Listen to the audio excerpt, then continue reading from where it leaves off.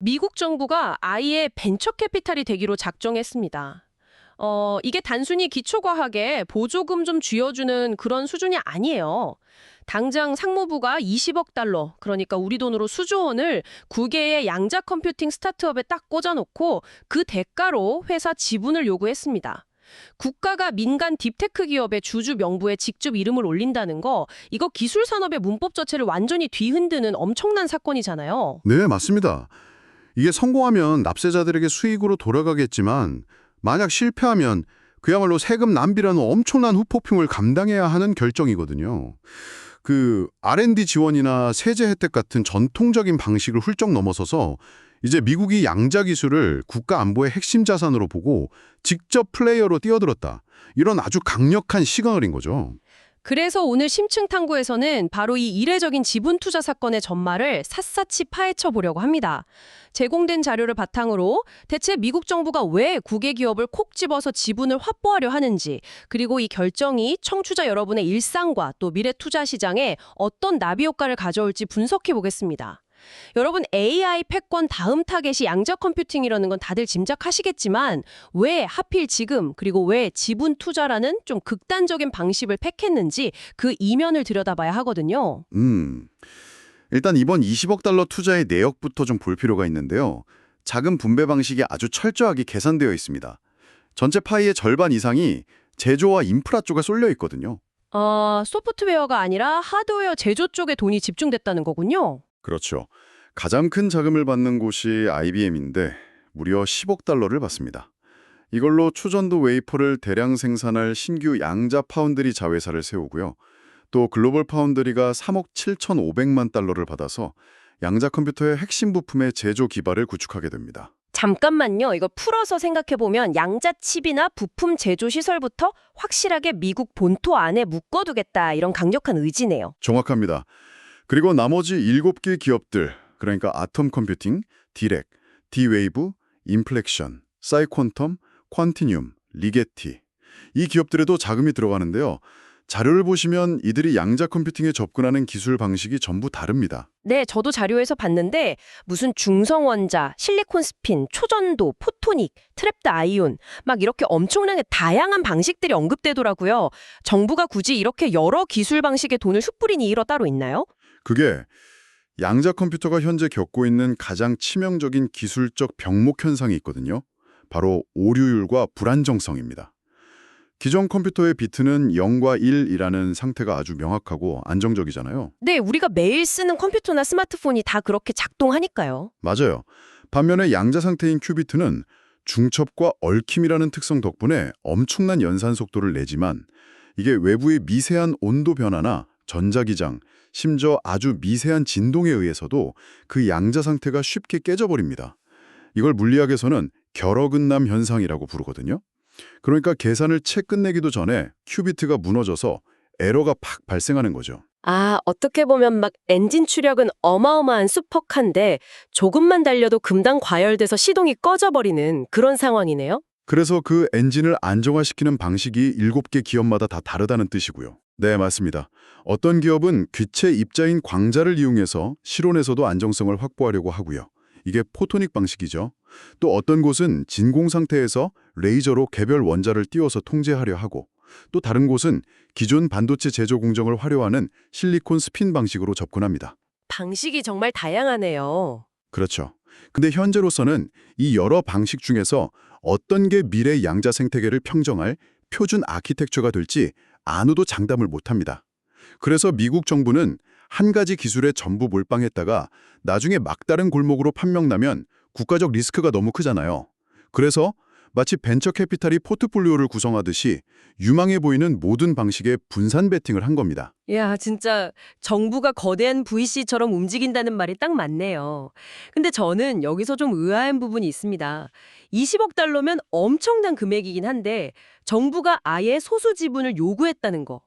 이건 어떻게 보면 시장의 룰을 깨는 거 아닌가요?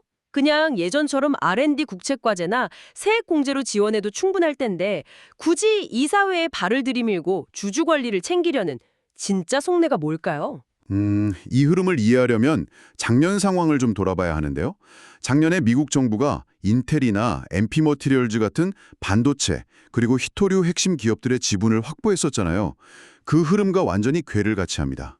아, 양자 기술도 반도체처럼 전략적으로 묶으려는 거군요. 네, 양자 컴퓨팅을 그냥 언젠가 돈이 될 미래 먹거리 산업 정도로 보는 게 아니라 향후 국방이나 금융, 신약 개발을 좌우할 반드시 확보해야 하는 차세대 인프라로 규정한 거죠. 그러니까 지분을 매개로 해서 핵심 기술이 해외로 유출되는 걸 막고 또 개발 방향에 국가의 의도를 직접 반영하겠다는 어떤 거버넌스 차원의 안전장치를 마련한 겁니다. 와, 결국 공급망 내재화 문제랑 직결되네요. 우리 청취자 여러분도 다들 기억하시겠지만 최근 몇 년 동안 AI 반도체 수급 때문에 전 세계가 난리였잖아요. 특히 대만 TSMC나 특정 국가의 공장에 의존하는 구조 때문에 공급망 위기가 엄청났는데 양자 시대에는 아예 초기부터 미국이 꽉 잡고 가겠다는 거군요. 맞습니다.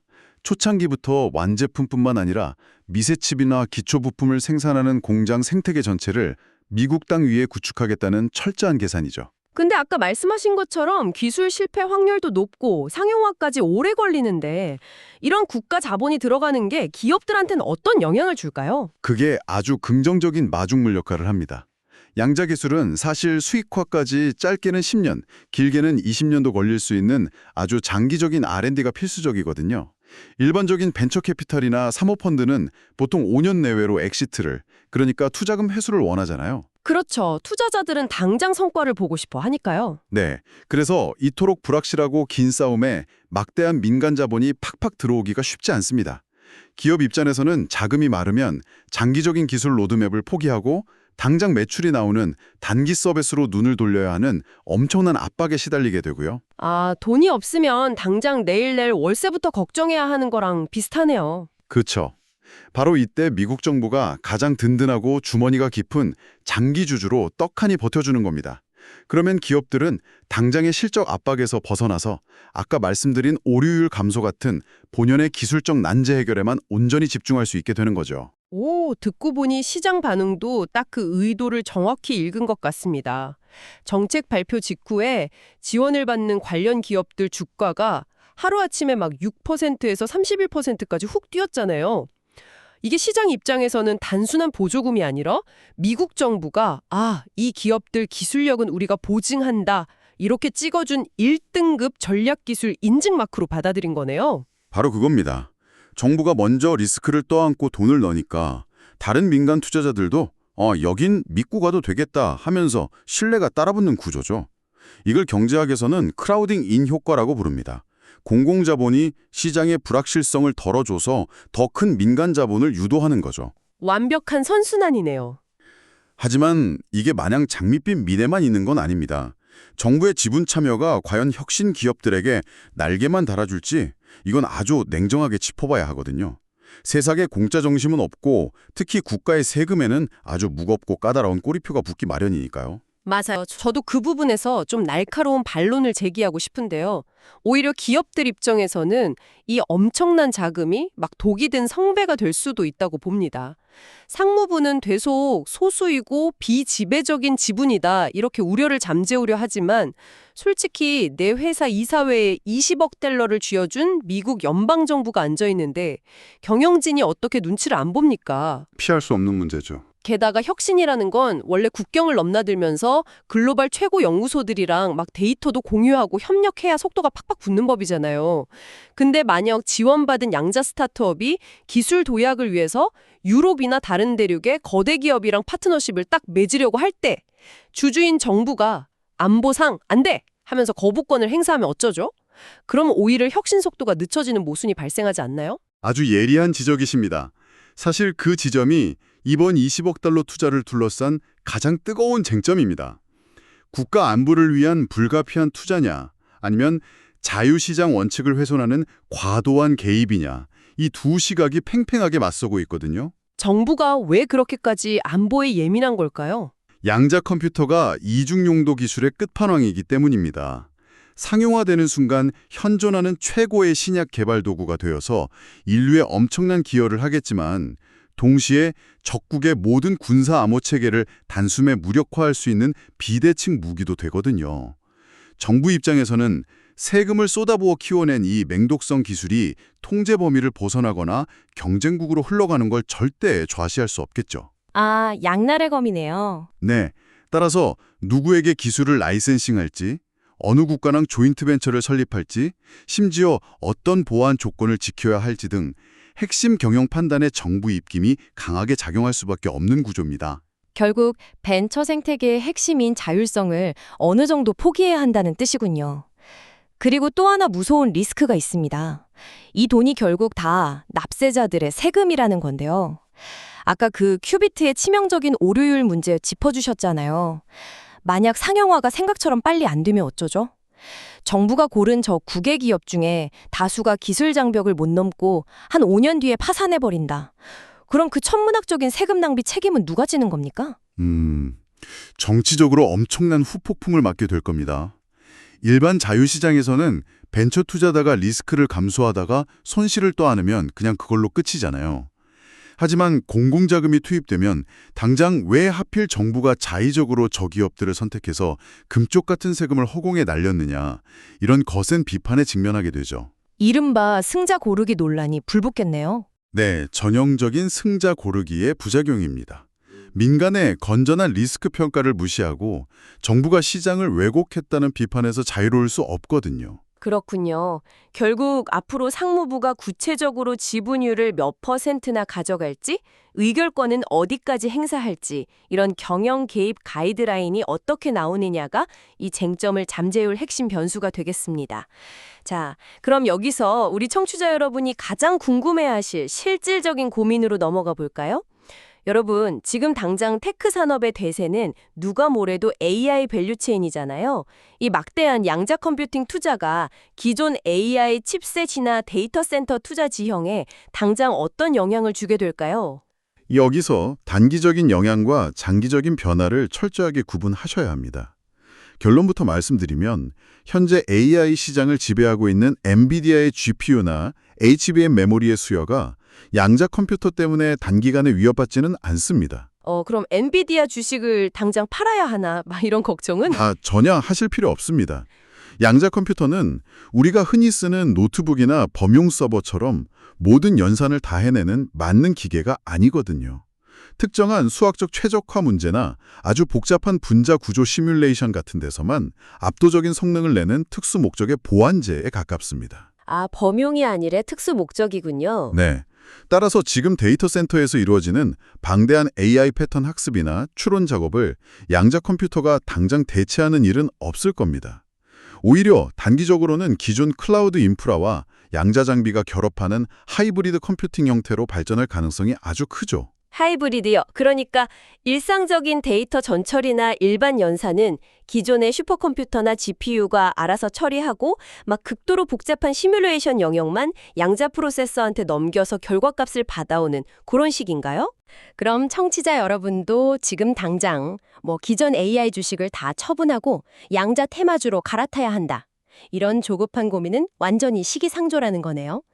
대신에 저는 약간 다른 쪽에 눈길이 가는데요. 아까 말씀하신 그 양자의 불안정성 있잖아요. 거기서 완전히 새로운 투자 생태계가 열릴 수도 있겠다는 생각이 확 듭니다.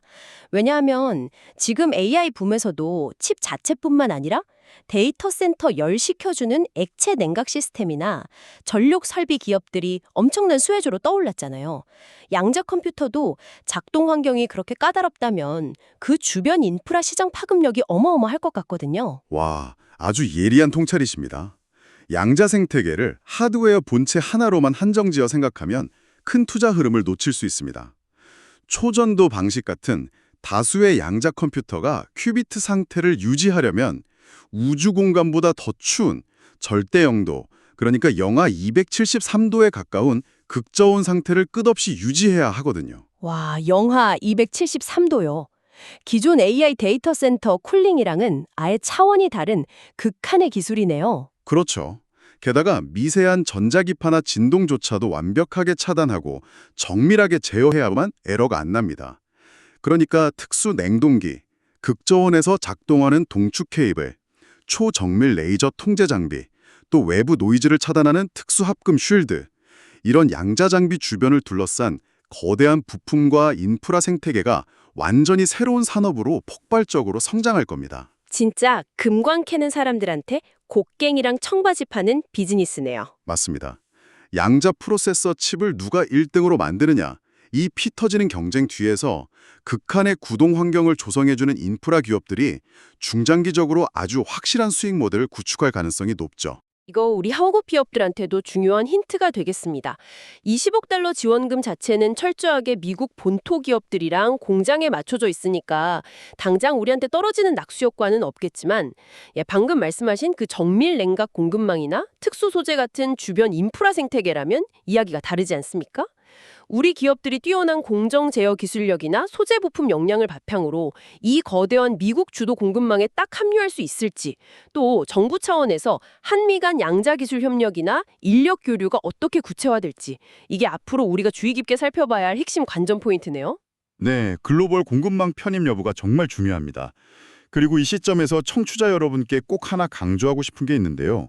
바로 철저한 비판적 검증입니다. 비판적 검증이요? 네, 이번 정책 발표 직후에 막 관련주들 주가가 30%씩 급등하고 그랬잖아요. 근데 이건 정부의 파격적인 개입이 불러일으킨 일시적인 기대감일 수 있습니다. 앞서 길게 설명해드린 큐비트의 결어끝난 문제나 높은 오류율이라는 이런 물리학적 난제들이 정부에서 돈을 왕창 푼다고 단숨에 해결되는 건 절대 아니거든요. 정부 정책 호재로 주가가 오르는 거랑 실제 그 물리적인 기술이 상용화되는 건 완전히 분리해서 철저하게 따져봐야 한다는 말씀이군요. 막대한 세금을 지원받은 만큼 그 기업들이 발표한 로드맵대로 진짜 오류율을 낮춰가고 있는지 주기적인 팩트체크가 필수겠습니다. 맞습니다. 자, 오늘 저희가 파헤친 미국 정부의 20억 달러 지분 투자 사건. 이건 정말 단순한 금융 딜이나 보조금 정책이 아닙니다. 미국이 양자 컴퓨팅이라는 이 미지의 딥테크 영역을 국가 안보의 최전선으로 딱 선포하고 직접 이사회에 앉아서 시장의 규칙을 사로 쓰겠다는 거대한 패러다임의 전환이거든요. 네, 공급망의 완전한 내재화를 꿈꾸는 긍정적인 기대감, 그리고 혁신의 속도를 늦출 수 있는 국가 통제나 세금 낭비라는 묵직한 우려, 이 두 가지가 지금 동시에 교차하는 아주 역동적인 현장입니다. 국가가 주도하는 강력한 안보적 필요성과 민간이 뿜어내는 시장의 혁신, 이 두 가지가 어떻게 아슬아슬하게 균형을 맞춰가느냐에 따라서 향후 10년, 20년 뒤 인류의 테크 패권 지도가 결정될 겁니다. 오늘 심층 탐구를 마무리하면서 여러분께 한 가지 도발적인 질문을 던지고 싶습니다. 이 질문은 정부가 왜 이 기술의 통제권을 그렇게 강하게 쥐려 하는지와 맞닿아 있는데요. 여러분, 만약 머지않은 미래에 마침내 그 수많은 물리적 난제들을 뚫고 오류율이 제로에 가까운 완벽한 양자 컴퓨터가 등장했다고 한번 가정해 보시죠. 그리고 그 기계가 현재 여러분이 단단하게 믿고 사용하는 모든 은행 계좌의 암호, 블록체인 네트워크, 최고 수준의 국가 기밀망, 심지어 매일 쓰는 메신저의 보안 장치까지 단숨에 찍고 풀어버릴 수 있는 무소불위의 절대 반지라면 어떨까요? 그런데 그 절대 반지의 지분과 통제권, 이익을 줍는 여러 민간 기업들이 분산해서 갖는 게 아니라 막강한 권력과 정보력을 가진 하나의 국가가 독점하고 통제하게 되는 이 거대한 역사의 흐름. 이것은 과연 보이지 않는 테러나 사이버 위협으로부터 우리의 불안한 세상을 안전하게 지켜주는 가장 든든한 방패가 될까요? 아니면 우리도 모르는 사이 인류의 모든 정보가 투명하게 들여다보이는 완전히 새로운 형태의 살벌한 디지털 냉전, 그 한복판으로 우리 스스로를 밀어넣고 있는 서늘한 신호탄일까요? 오늘 여러분의 스마트폰과 일상 속에 너무나 당연하게 쓰이고 있는 수많은 데이터 보안을 한번 떠올려 보시면서 이 무거운 질문에 대한 여러분만의 답을 고민해 보시기 바랍니다. 오늘 저희가 준비한 깊고 넓은 탐구는 여기까지입니다. 여러분 함께해 주셔서 감사합니다.